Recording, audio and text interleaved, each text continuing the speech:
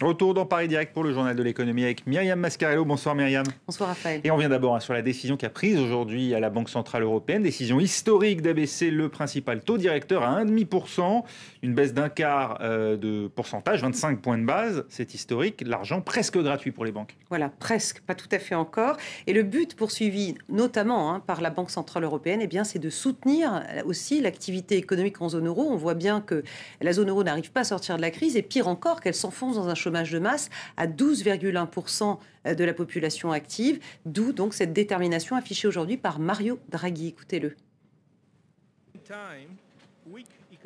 La longue période de faiblesse économique s'étend jusqu'au printemps de cette année. Face au contexte actuel, notre politique monétaire demeurera accommodante autant de temps que nécessaire. Comment un taux directeur aussi bas peut avoir concrètement un effet sur l'activité économique ? J'ai posé la question tout à l'heure à Gilles Moek, il est chef économiste à la Deutsche Bank à Londres. Écoutez-le.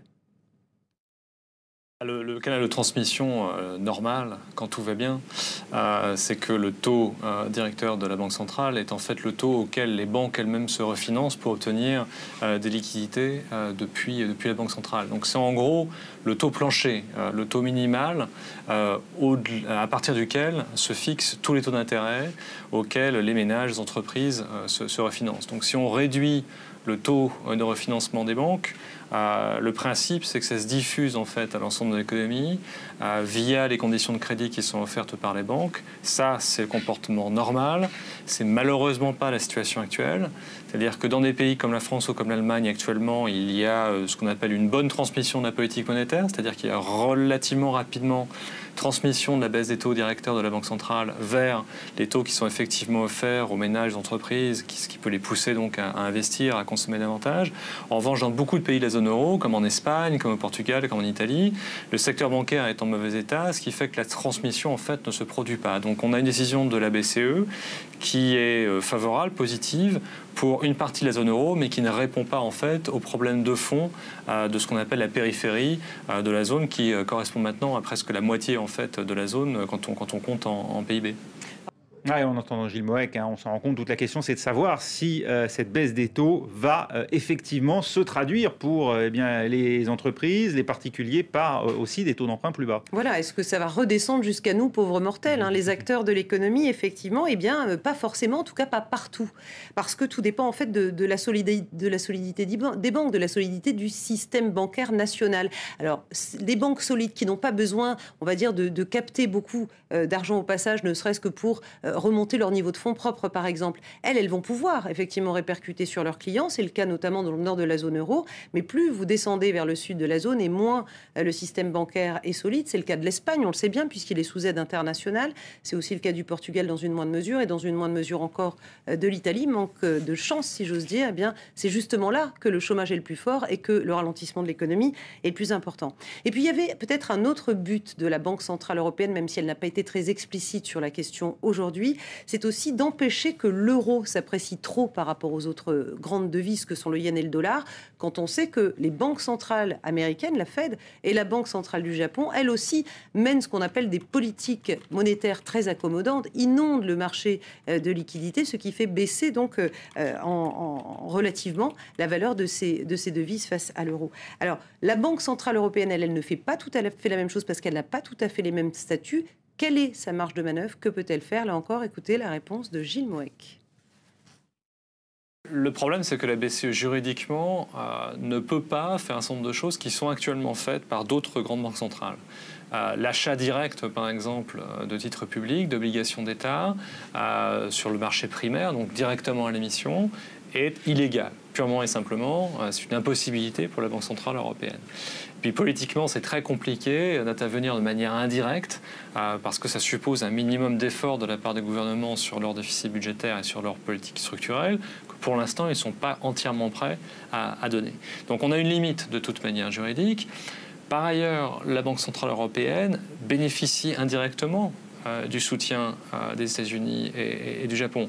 Les liquidités qui sont actuellement créées par la Banque fédérale américaine et par la Banque du Japon, de cette manière, finissent aussi en Europe. Et l'amélioration très forte qu'on a vue sur les marchés obligataires de la zone euro depuis quelques semaines, en France, en Allemagne, mais aussi dans les pays périphériques, doit beaucoup en fait à ces mesures d'injection de liquidités par la Fed et par la BOJ. Alors, qu'est-ce que la BCE peut faire éventuellement de plus? Ce qu'elle peut faire, c'est essayer d'éviter une appréciation du taux de change de l'euro, par exemple en émettant l'hypothèse qu'elle pourrait prendre des mesures qui en général font peur au marché d'échange, par exemple faire partir en territoire négatif le taux des dépôts, c'est-à-dire de passer la limite des 0% pour les taux d'intérêt, passer en territoire négatif, et ça c'est une arme qu'elle utilise en communication, même si je ne crois pas qu'elle ira jusqu'au bout et qu'elle le fera effectivement. Voilà, tout ça a l'air bien technique, mais il y a une conséquence extrêmement claire, c'est que si vous avez une monnaie trop forte à l'exportation, vous n'êtes plus compétitif et vous mangez en quelque sorte toutes les marges de compétitivité que vous avez gagnées en Europe, et c'est vraiment le souci des politiques en ce moment, par exemple en abaissant le coût du travail. Donc cet enjeu de la monnaie, il est vraiment très important pour nous tous. Passe au marché financier avec les réactions donc, à cette décision de la Banque centrale européenne. Oui, les marchés semblaient avoir anticipé cette mesure et en quelque sorte, ils attendent de voir ce que ça va donner. Donc Paris reste quasi inchangé ce soir, plus 0,05%. Londres a pris 0,15% et Francfort a terminé sur une hausse de 0,61%. En France, la grande affaire, elle concerne l'entreprise Dailymotion, le site de vidéo en ligne, et son rachat avorté par Yahoo. Oui, rachat avorté, vous le savez, sur intervention en fait du gouvernement français et notamment d'Arnaud Montebourg, le ministre du redressement productif. Yahoo voulait racheter 75% de cette pépite Internet française. C'était trop pour le gouvernement qui voulait garder la moitié sous contrôle. France Télécom, qui est le vrai propriétaire de Dailymotion, lui, est furieux. Explication avec Axel May. L'ogre américain de l'Internet avait faim de Made in France. Yahoo ne mangera finalement pas Dailymotion. Alors que le groupe France Télécom Orange négociait depuis des mois la vente de 75% du site de vidéo en ligne, le ministre du redressement productif a été ferme face à l'offre de Yahoo. Ce sera du 50-50 ou rien.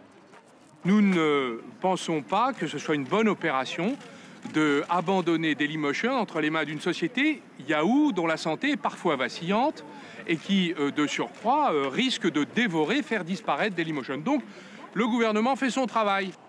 La transaction aurait pourtant valorisé Dailymotion à hauteur de presque 250 millions d'euros. À France Télécom, dont l'État détient encore 27% du capital, son PDG ne décolère pas. Dailymotion est une filiale d'Orange et non de l'État. C'est le groupe, sa direction et son conseil d'administration qui gèrent ce dossier. Alors comment expliquer le rôle joué par Arnaud Montebourg? Certains parlent d'interventionnisme, de colbertisme, d'autres, comme ce journaliste spécialisé, comprennent le choix de l'État. Il faut comprendre qu'aujourd'hui, la vidéo en ligne est au cœur des usages des internautes dans le monde, que ce soit fixe ou mobile, et Dailymotion est un des champions de la vidéo en ligne. Alors certes, c'est un nain par rapport à un YouTube américain, mais c'est un acteur important, et en Europe, des acteurs comme ça, il y en a très peu. En attendant, Orange cherche un nouveau partenaire pour aider Dailymotion à se développer face à la concurrence, ce qui passe par un accès au marché américain. Ce succès à présent pour Areva, qui va construire une centrale nucléaire en Turquie. Voilà, il ne sera pas tout seul pour le faire. Il s'est associé dans le cadre d'un consortium à Mitsubishi Heavy Industries, donc un japonais bien évidemment. Ils sont retenus tous les deux pour construire une centrale nucléaire. Le contrat devrait s'élever à 16,7 milliards d'euros et il sera signé, ce contrat, à Ankara demain, entre le Premier ministre turc et le Premier ministre japonais. Toujours en Allemagne, la Lufthansa est dans le rouge au premier trimestre. Oui, avec une perte de 459 millions d'euros, effectivement, contre une perte de 394 millions l'an dernier. Donc ça s'aggrave et pour cause, puisqu'il y a des coûts qui sont liés en fait au plan de restructuration. Il y a aussi des dépréciations d'actifs. Et puis il y a eu cette grève massive à l'issue de laquelle les syndicats ont obtenu des augmentations de salaire. Cela dit, la Lufthansa semble avoir foi en son avenir, puisqu'elle maintient son objectif d'être la compagnie la plus rentable du monde d'ici 2 ans, 2015. Et puis enfin, l'auteur de L'horreur économique, un best-seller paru en 1996, Vivienne Forester, s'est éteinte. Voilà, elle avait vendu ce livre, L'horreur économique, à 350 000 exemplaires en 24 langues. C'est vrai que ça avait fait sensation, c'était donc en 1996. Et elle disait, en substance, il n'y a pas de crise, il y a une mutation économique. Et le chômeur subit une logique planétaire qui suppose la suppression de ce que l'on nomme travail. Alors avait-elle une boule de cristal? A-t-elle raison? On ne sait pas, mais c'est vrai que ces propos résonnent alors que le taux de chômage augmente chaque jour en Europe. Merci Myriam Mascarello. Rendez-vous pour un nouveau journal de l'économie dans 2 heures. Tout de suite la météo. On se retrouve juste après pour la suite de Paris Direct.